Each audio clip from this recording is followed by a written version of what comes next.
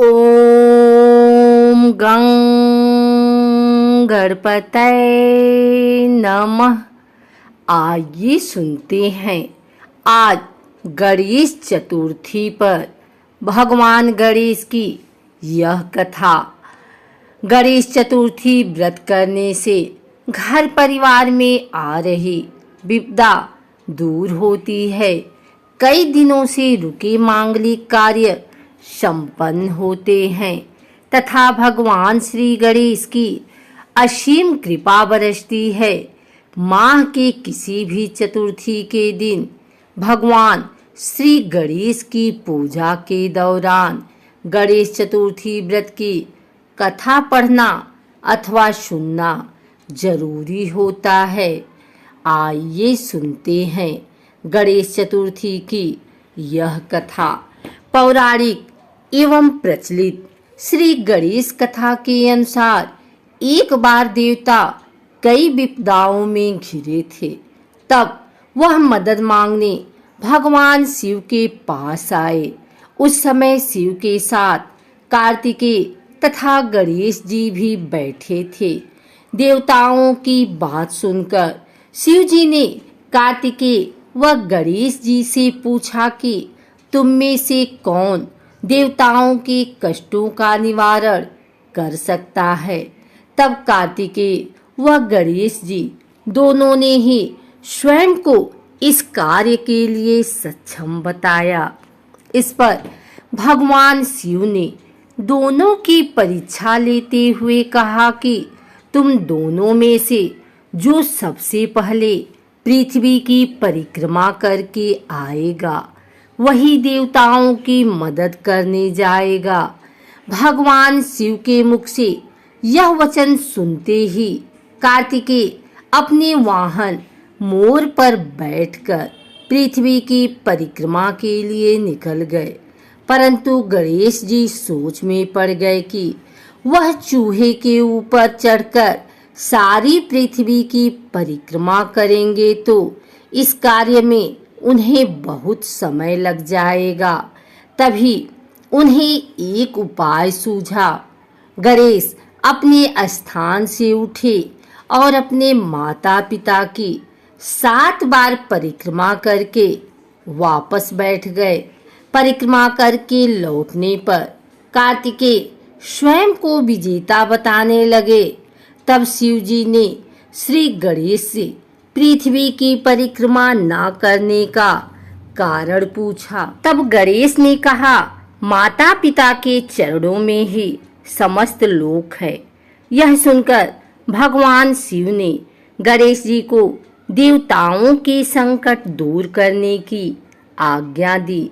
इस प्रकार भगवान शिव ने गणेश जी को आशीर्वाद दिया कि चतुर्थी के दिन जो तुम्हारा पूजन करेगा और रात्रि में चंद्रमा को अर्घ देगा उसके 3 पाप यानी दैहिक ताप और दैविक तथा भौतिक ताप दूर होंगे। इस व्रत को करने से व्रतधारी के सभी तरह के दुख दूर होंगे और उसे जीवन के भौतिक सुखों की प्राप्ति होगी। चारों तरफ से मनुष्य की सुख समृद्धि बढ़ेगी। पुत्र पौत्रादि धन ऐश्वर्य की कमी नहीं रहेगी। एक समय की बात है, राजा हरिश्चंद्र के राज्य में एक कुम्हार था। वह मिट्टी के बर्तन बनाता था लेकिन वे कच्चे रह जाते थे। एक पुजारी की सलाह पर उसने इस समस्या को दूर करने के लिए एक छोटे बालक को मिट्टी के बर्तनों के साथ आवा में डाल दिया। उस दिन चतुर्थी का दिन था। उस बच्चे की माँ अपने बेटे के लिए परेशान थी। उसने गणेश जी से बेटे की कुशलता की प्रार्थना की। दूसरे दिन जब कुम्हार ने सुबह उठकर देखा तो आवा में उसके बर्तन तो पक गए थे लेकिन बच्चे का बाल बाका भी नहीं हुआ था। वह डर गया और राजा के दरबार में जाकर सारी घटना बताई।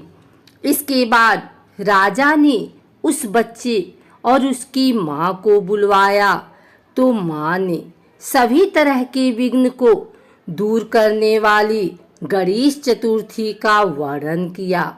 इस घटना के बाद से महिलाएं संतान और परिवार के सौभाग्य के लिए गणेश चतुर्थी का व्रत करने लगी। एक समय की बात है, विष्णु भगवान का विवाह लक्ष्मी जी के साथ निश्चित हो गया। विवाह की तैयारी होने लगी। सभी देवताओं को निमंत्रण भेजे गए, परंतु गणेश जी को निमंत्रण नहीं दिया। कारण जो भी रहा हो, अब भगवान विष्णु की बारात जाने का समय आ गया। सभी देवता अपनी पत्नियों के साथ विवाह समारोह में आए। उन सब ने देखा कि गणेश जी कहीं दिखाई नहीं दे रहे हैं। तब वे आपस में चर्चा करने लगे कि क्या गणेश जी को नहीं नेवता है या स्वयं गणेश जी ही नहीं आए हैं।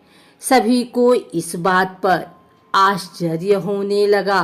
तभी सबने विचार किया कि विष्णु भगवान से ही इसका कारण पूछा जाए। विष्णु भगवान से पूछने पर उन्होंने कहा कि हमने गणेश जी के पिता भोलेनाथ महादेव को न्योता भेजा है। यदि गणेश जी अपने पिता के साथ आना चाहते हैं तो आ जाते। अलग से न्योता देने की कोई आवश्यकता भी नहीं थी।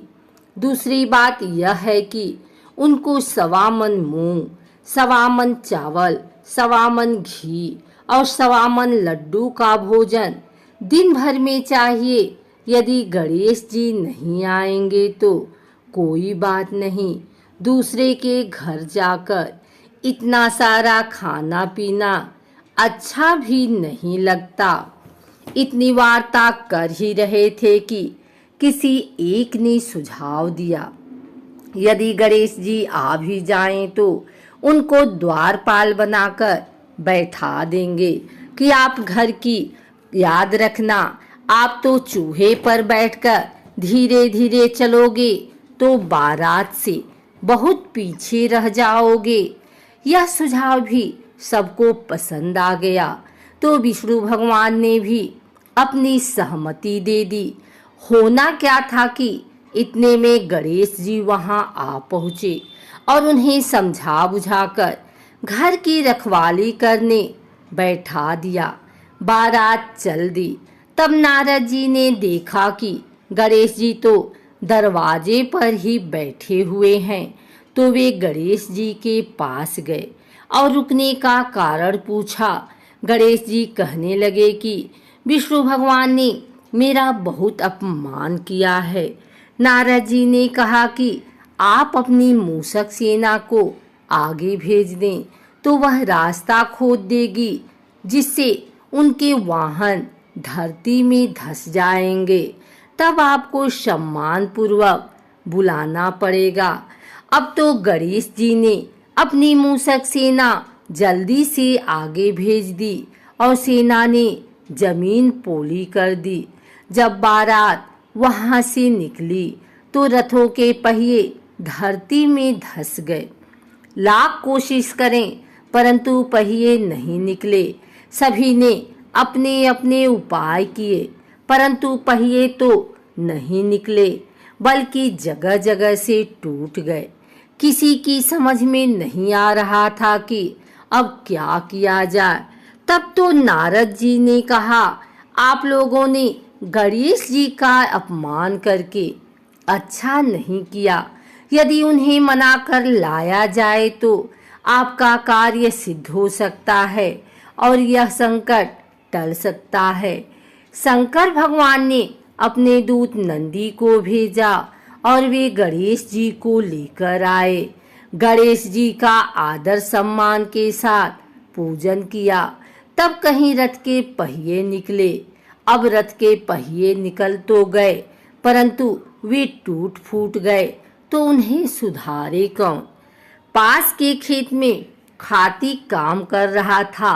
उसे बुलाया गया। खाती अपना कार्य करने के पहले श्री गणेशाय नमः कहकर गणेश जी की वंदना मन ही मन करने लगा। देखते ही देखते खाती ने सभी पहियों को ठीक कर दिया। तब खाती कहने लगा कि हे देवताओं, आपने सर्वप्रथम गणेश जी को नहीं मनाया होगा और न ही उनकी पूजन की होगी, इसलिए तो आपके साथ यह संकट आया है। हम तो मूर्ख अज्ञानी हैं, फिर भी पहले गणेश जी को पूजते हैं और उनका ध्यान करते हैं। आप लोग तो देवतागण हैं, फिर भी आप गणेश जी को कैसे भूल गए? अब आप लोग भगवान श्री गणेश जी की जय बोलकर जाएं तो आपके सब काम बन जाएंगे और कोई संकट भी नहीं आएगा। ऐसा कहते हुए बारात वहां से चल दी और विष्णु भगवान का लक्ष्मी जी के साथ विवाह संपन्न करा के सभी सकुशल घर लौट आए।